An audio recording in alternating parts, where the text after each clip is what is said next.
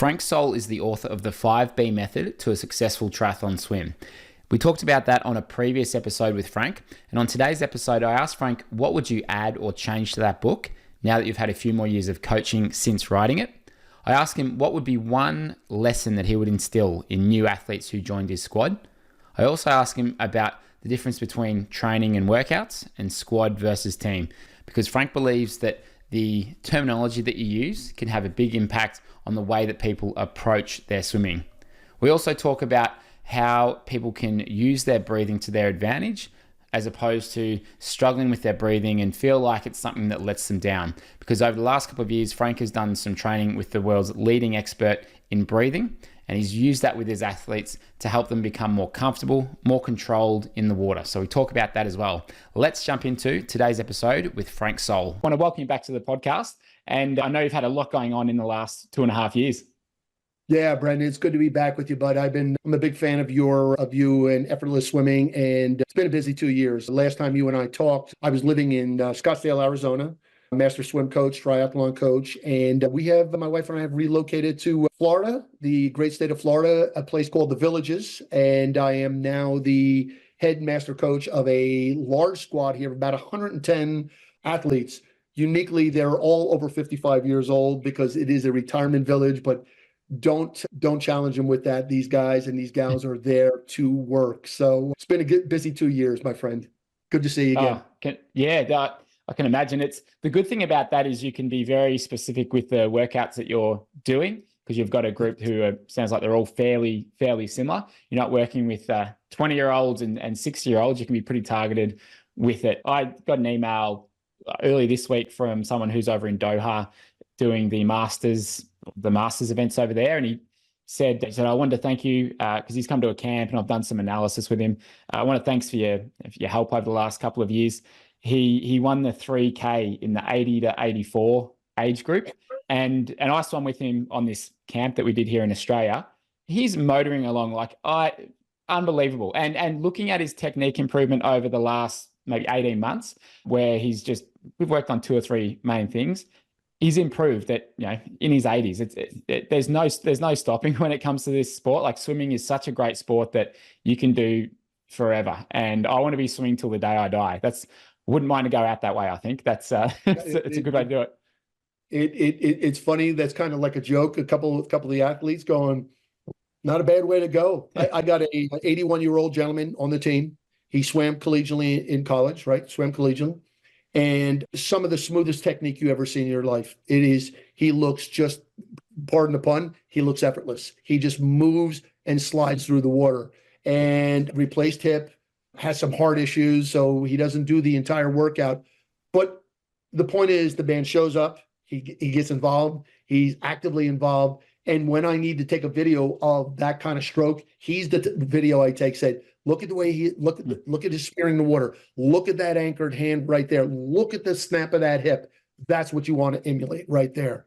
Oh, he makes it look so effortless. Yeah, that's the idea, right? Balance, buoyancy, body position are critical. I mean, you want to swim like a speedboat and you're a tugboat and you're big and strong.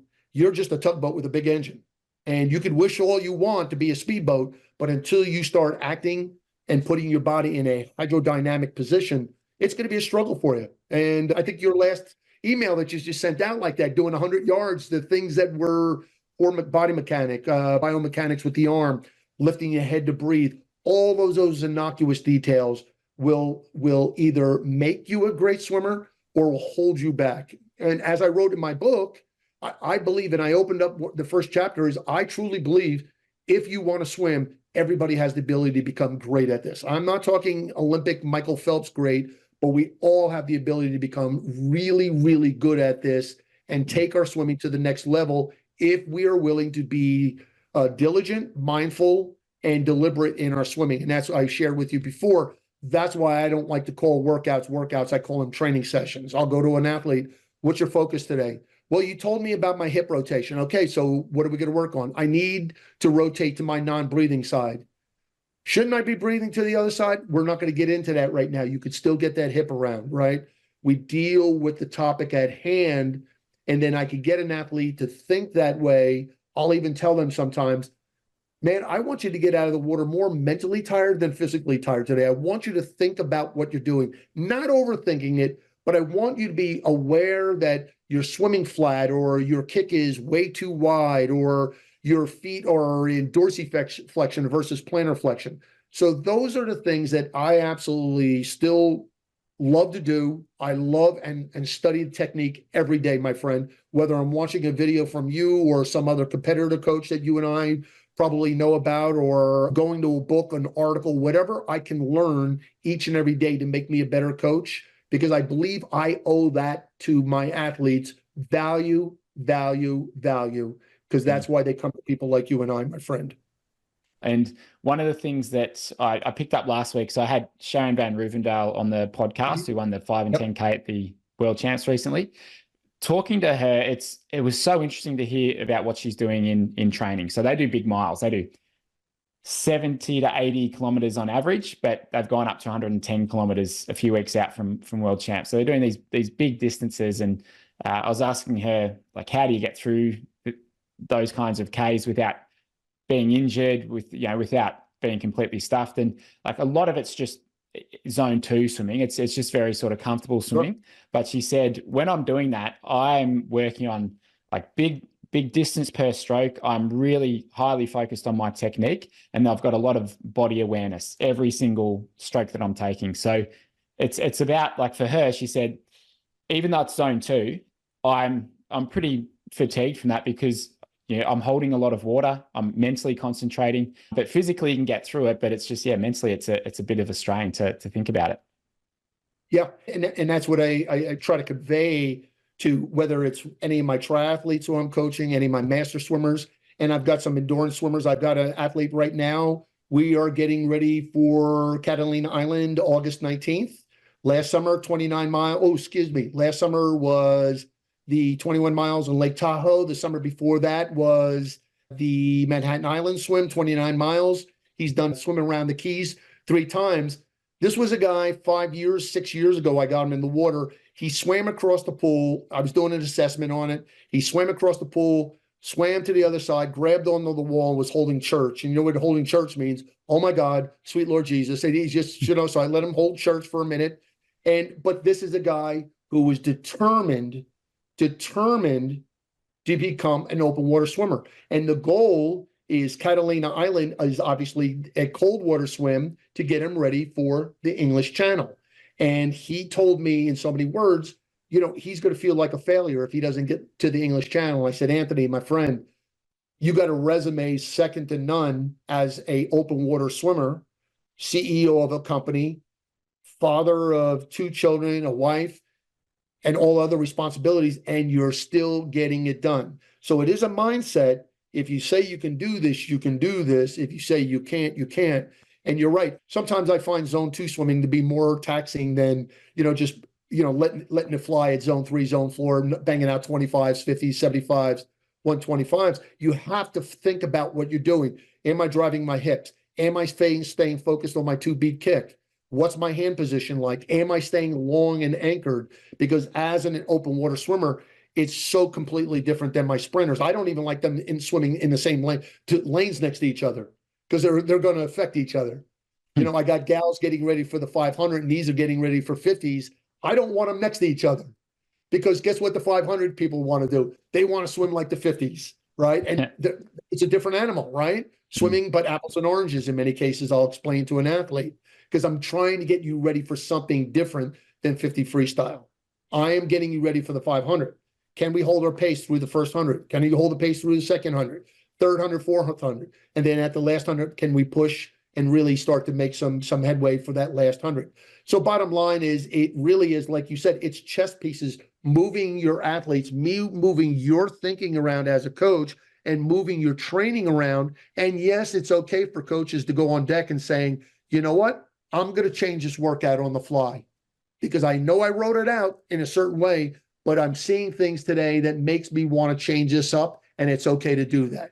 So I tell young coaches, don't beat yourself up when you do that, because I had a coach going, oh my God, I did that. And does that make me a bad coach? No, that makes you an inspired coach. You saw something they weren't getting, so you went to do some drill work and then start to build off of that and then just went back and got what you can get done for that particular session. And that's all part of the science and art that we're talking about prior to the podcast. So there's a science behind it in terms of your physiology, and we've got to train these energy systems, and you've got to do a certain amount of repetitions to make these things a habit. But then everyone is human, and so the art side of it is how do we get ourselves or get another person to do the work that's required, or to mentally develop that strength to be able to finish a race strong, or not question themselves halfway through a session or through a race. And one of the things that Sharon mentioned was that she battles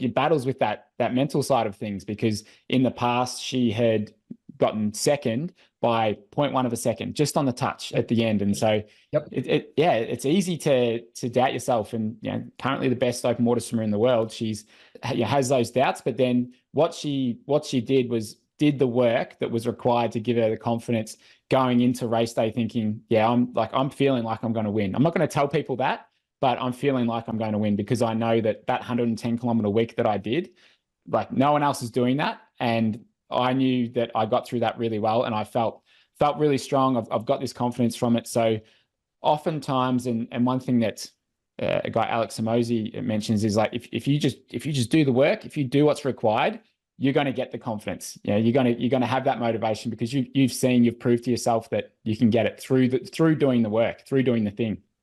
That is brilliantly stated, and it was something I learned quite a while ago. And I tell athletes, they said, my confidence is low, and I said, here's the thing: you have to get in the pool and show yourself you can do it. Then your confidence comes. You don't get confidence first. You get in, do, and start to build that confidence. Teaching an adult how to do flip turns. It was tough enough with an agile young kid, and now you're teaching an adult who may have, some agility problems or mobility problems. And I will always tell athletes, get in the water and do the work. Okay, you are holding 2 minutes per 100 for 25 yards. We have a base. We know where you're at right now. We know where you're at. We know what we need to do. Here's what I need you to do. Stay focused on the process. Trust the process, show up each workout and embrace the process. And if the laws of physics really do apply well, you're going to be down to 145. You're going to be down to 143, 142.5, 139, back up to 142. And I've seen that happen with so many of my athletes, average triathletes swimming 135s who are now banging out 110s, 112s per 100. But it took time to get them there. It didn't happen overnight, right? You got to show up, embrace the process, trust the process. And again, physics will do what it's designed to do. It will reward you accordingly for your hard work. You still may come in second like Sharon did, right? And your point is well taken there. You got one of the world's best, one of the female world best. She is, in my opinion, one of the best in the world who's ever done it. And she still has doubts about her ability because she came in second. So what does that say for people like you and myself? We're going to struggle with that, but you've got to find a way. Surround yourself with a squad that believes in you. Find coaching staff that believes in you. Stay away from all the negative people. Oh, why are you doing this? You shouldn't be doing. Yes, you should be doing. If you're in the pool and you're showing up 4 days a week to do your workouts, you know what? I'm just simply saying God is stamped on your heart, your purpose and your passion. Get your butt in the water and swim. And I will tell brand new swimmers like that, and they look at me like overwhelmed, going, I believe in you. Now just get in the water and just do what you can do today, and don't worry about it. Don't worry about what's that old saying? Focus on your lane, man. Just focus on your lane. Just go get it done. You've got to build your confidence through the hard work, believe in the process, paying attention to your nutrition, paying attention to your hydration, your mobility work, if I didn't say that, your nutritionals, all of those things are absolutely critical. Do we slip? Do we go out and have pizza and cheesecake and a beer? Of course, we're all human, but how do we respond the very next day? I missed the workout. How do I respond? Get there early. Do the necessary work. Believe in yourself. Others can do it. I can do it. And the other thing about it too is, like many things in life, there's so many things that go into it, whether it be parenting, whether it be running a business or your work or swimming. So swimming, we've got We've got the technical side of things. We've got the workouts. We've got our recovery, mobility, strength. There's a lot of stuff that goes into it. And I think the best way to try and do all those things, but keep it simple so you're not feeling like you're not doing enough or you're not finding that you're slipping with some of the things. It's like just develop good habits. And for me, it's like, well, okay, Monday, Wednesday, Friday, they're the mornings that I swim. 5:30 to 7 o'clock, I'm in with the squad that I'm setting the programs for. Gym, all right, I do that on the same days, and I've got my set workout. Food for after the training session, every time it's the same thing. I've got this protein bar that I throw in my bag, and that keeps it nice and simple. Bags by the front door, got my towel, got my bathers there, and it's all just packed the night before. So developing these habits that you can just get into a groove. It's like a river. It just, you develop these pathways where it just flows and you don't have to think about it. It's the same thing with those habits. If you can get into some really good habits, you'll look back in 6 months, 12 months time, and you'll go, wow, I've come a long way. And you haven't had to think too much about it because you've just become this person who does all these different things, and that's what's helped you to improve. Absolutely. And a term I use is a term called stacking habits. You identified it absolutely perfect. You just need, like Woody Allen said, what 90% of it is just showing up. 10%, man, get in the water and do what you need to do. And it, again, if laws of physics are really 100 absolute, you have no other recourse to get better. We're not talking about, breaking double zero, but man, if you're swimming 2 minutes and you always wanted to break 1:30, you just keep showing up. It's going to happen. It's going to happen. It has to happen. Thinking back to the book that you wrote a couple of years back, is there anything that you'd change or add or, tweak a bit from that book, having had experience over the last couple of years since writing it? That's a great question. And I'm sure any writer who's written a book would say, I would change this or change that. One of the things that I've done since the last time you've talked, I've got certified as a breath coach, and you may be aware of the group Oxygen Advantage. Is it Patrick? Patrick. His name yeah. I got certified through him, and I'm working with these athletes on deck because, as I wrote in the book, if you cannot demonstrate good breathing practices on deck, there's a strong probability you're not going to be able to do it in the water, because I'm sure you hear all the time is, oh my God, I can't breathe.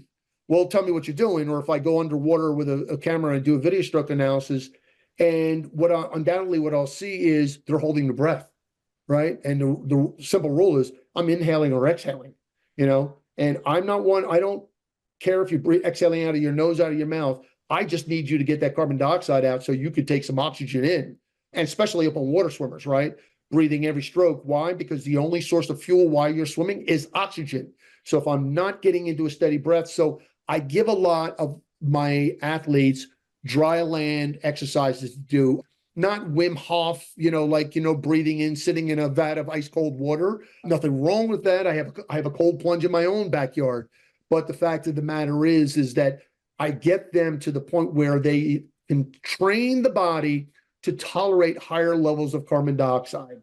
You and I both know, watching the Olympics no less than 20 years or so ago, they would jump in, they would off the blocks, 50 freestyle, maybe 1, 2, 3 breaths. There's no breaths now. These athletes are being taught and trained to be able to tolerate that carbon dioxide level, not necessarily working with less oxygen, higher levels of carbon dioxide, and still overcome the amygdala in the brain saying, you need to breathe. That's what I'm working with athletes now. That's one thing that I would change.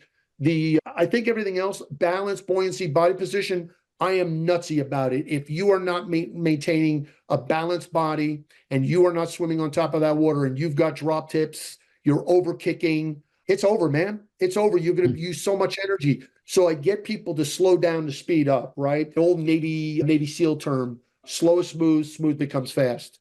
Slow is smooth, smooth becomes fast. Slow is smooth, smooth becomes fast. Slow it down. Let's get the length down. Let's get the stroke length down. Then we'll worry about the stroke rate. So many newer swimmers, they want to swim fast. They got the stroke rate going up, but they got no stroke length. They're not going anywhere. It's like an old Charlie Chaplin movie. He's running in the mud and he's not going anywhere. So the reality is I work on stroke length early on, then slowly start to increase their stroke rate. And that's where we start to see the magic happen all of a sudden their times start to drop. But I need them to buy into the process, believe in the process. So the only thing, again, to change in that book was the whole thing on breathing. I'm a true believer in breathing, and breathing right outside of the water will prep you for a better swim in the water. Jumping, I don't know, I guess that same year that you and I did our last one, I jumped in the water at Alcatraz, 54 degrees, and you come up after you jump off that boat and you just, I mean, you feel like your lungs are being crushed. So what are you going to do there? You better learn to control that breathing and get that carbon dioxide out. And I was having a conversation with myself, stroke in, nope, you're not exhaling, get it out. Nope, exhale, man, that was good, do that again. Nope, that was not good enough. Exhale stronger, take a nice strong breath of air in. You got yourself into a rhythm. Next thing you know, you're moving through the water. So those are the things that I'm really, really focusing on early on with new swimmers, is the breathing piece, body position, biomechanics. I'll do with last. I know you and I talk specifically head position. I want that head down. I want that temple leaning into the water. If I could tell them to lean that temple in the water, create that natural trough, all of a sudden it comes together. They have to have a little bit of trust that air is going to be there. It's not always there, but they got to trust that, right? I tell new swimmers, you're not baptized unless you gulp some water every once in a while. So, and I'm sure you know what that's all about, right? Yeah, I'd say to them, look, worst case, if you take some water in, you can stand up, get rid of it, let's go again. Just have the confidence to breathe low, and we'll start to get used to it. Absolutely. So absolutely.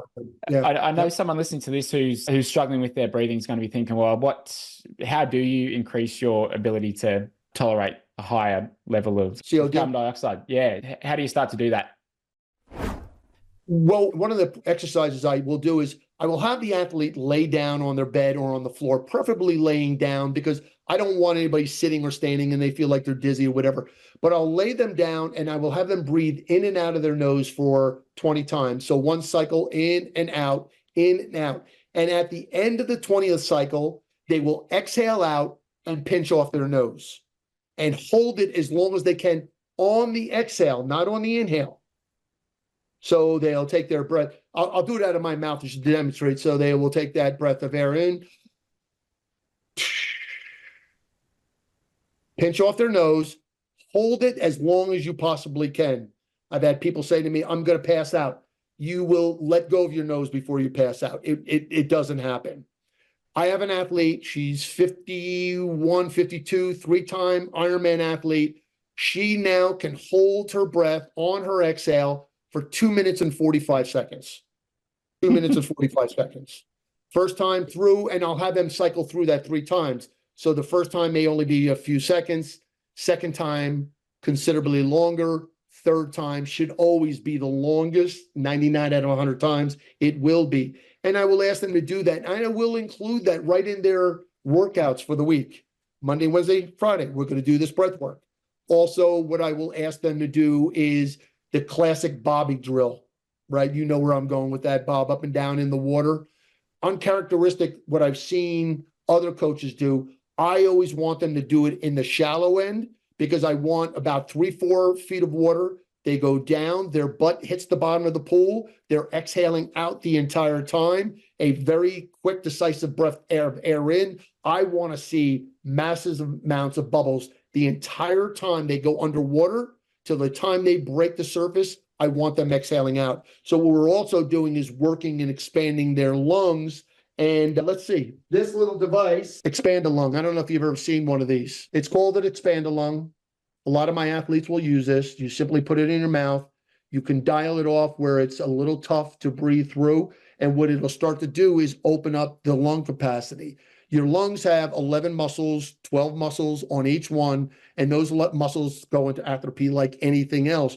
If we don't force those muscles to move because we've not asked them to, now it's going to be very restrictive. So we use one of these little devices like this, and yeah, they have ones now with apps, and it can give you all the bells and whistles.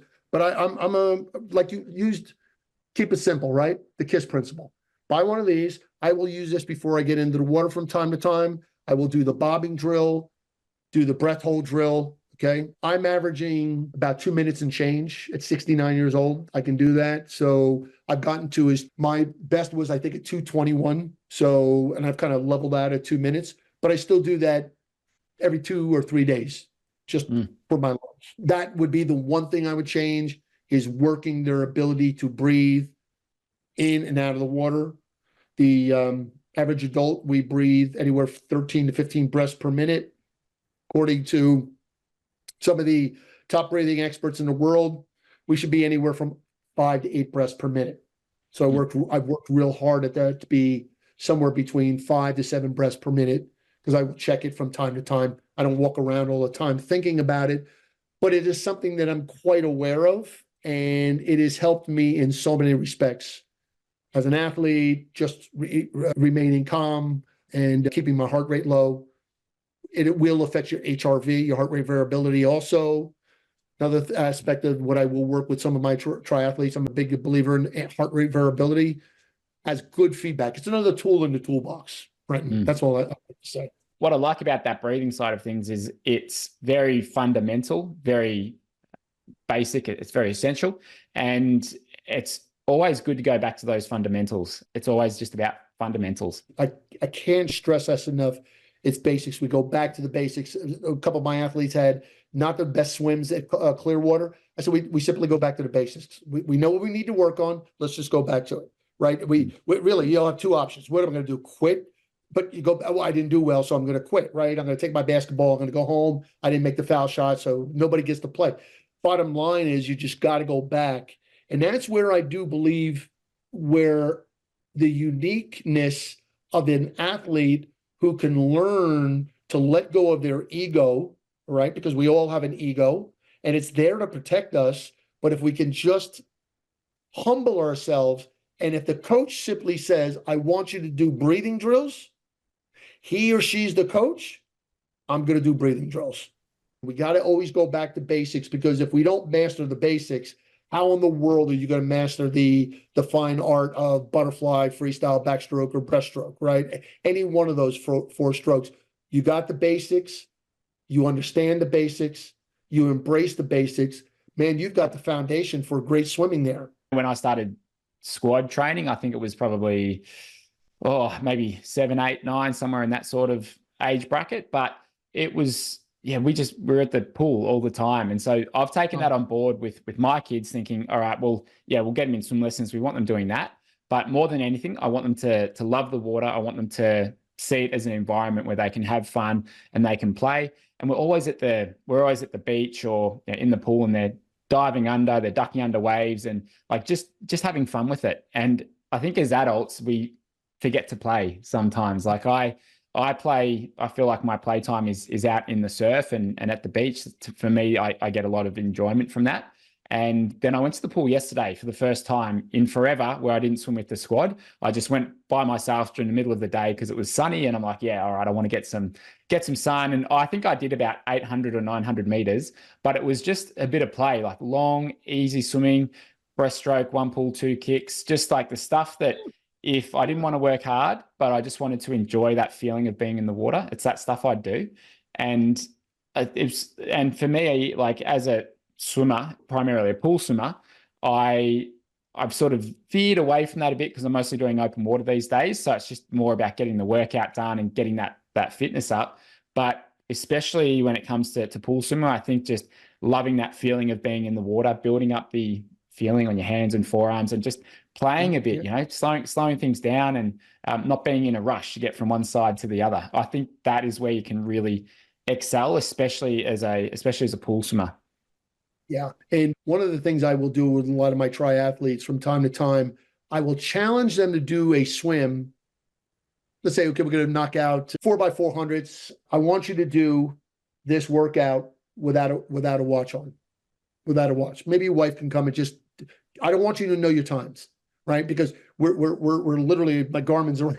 I got my Garmin here somewhere, but we're literally dictated by the Garmin, right? Or the Timex, or whatever piece you're wearing, we're dictated by that. I want you to swim by feel. I want you to feel the water on your forearms. I remember years ago, we talked about the concept of you as your hand goes in, you trap the water under your armpit, you wrap the water and you unwrap it. Now those are terms 40, 50 years ago we used to use, right? The old term was purchasing water. We use catch water, right? I'm going to catch water now. The catch phase, their early vertical form. We used to call it purchasing. It was called purchasing water. You would purchase the water. Then they'd said, let's trap the water under your armpit. Do I feel it? Wrap the water and unwrap it in the back end. To me, that has a more of a fluidity to versus reach, catch, pull, and push. Because guess what they want to do? Reach, catch. They want to pull like they're ripping a Band-Aid off. 1, 2, 3, pull and push. And you will know that as we start to pull harder than we're capable, we're elevating our drag and resistance. Exponentially, drag and resistance goes up. You, me, Michael Phelps, anybody else, your resistance goes up. So if your body's not in line properly, you're pulling too hard, you're using a whole lot more oxygen, hence you're going to be exhausted going, I just don't know what I'm doing wrong. Well, my job is saying, well, where do we start? Let me tell you what you're doing wrong. Let's slow it down. Let's just go swim. Don't care what your times are. And triathletes, if it isn't documented, you didn't do it, But what am I going to tell my coach? Tell your coach you're working with a technique coach, and we're working on techniques, specifically those type of things. So when I can get an athlete to get in the water and swim without a watch and swim by feel and just awareness of what the body is doing in an environment like water, they're going to feel and learn a lot more about what they're capable of doing. How long do you feel in the water? Do you feel like if I'm 6'1", do I feel like I'm swimming 6'3", 6'4"? I said, trust your feelings. Swimming's no different, man. Trust how your body's moving through the medium of water. Then let's put the watch back on and start worrying about what your times are. I understand. I want my athletes to do that, but I'll throw that at them every once in a while and ask them at that point. That's where the breathing comes in. Take a deep breath. It's going to be okay. Slow down the breathing. You're going to be fine. No watch on. Okay. People are going to actually think you're a real swimmer because you don't have a watch on. And that's the fun part about it, is be able to joke with them and say things like that without being insulting, but make them just, have a little fun with it. But again, if you can get somebody who can really feel the water, every part of it, and sometimes there's days I get out of the water and it felt magnificent. I could feel like every hair on my forearm was engaged as I was wrapping the water. Thumb off the thigh, I can feel the snap of the hip. I could feel the water between my toes as I'm snapping down. And other times it's elusive like Bigfoot. It's out there, but you just don't know where it's at, But those days, you just got to let those days go, because if you had good days, the good days will start to outnumber the bad days. But are you willing to stay at it long enough to have the good days outnumber the bad days?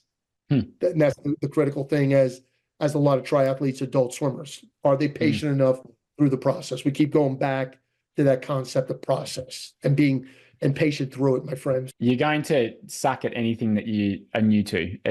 There's no stopping it. You're going to suck for a period of time. And then the amount of times that you suck at that thing is going to become less the more you do it. So just be prepared for that sucking, because it's going to happen. Well, we use the term here in the States, embrace the suck. Embrace the suck. You're going to suck at it. Embrace it. Just accept it. It's going to happen. God, I suck at this. Yeah, I've never done butterfly. Well, embrace it, man. So we start to do the drills. We start to do the one-arm drill. We do the oscillating drills and putting a mono fin on them, or some oversized swim fins on them. But just embrace the suck. If you can get past the suck, and don't worry, don't care what people think of it. Nobody's looking at. They're so worried what you're thinking about them. Nobody's looking at you. They're all in their other lane, struggling to get from one end to the other end. Just do what you need to do. You're going to be fine,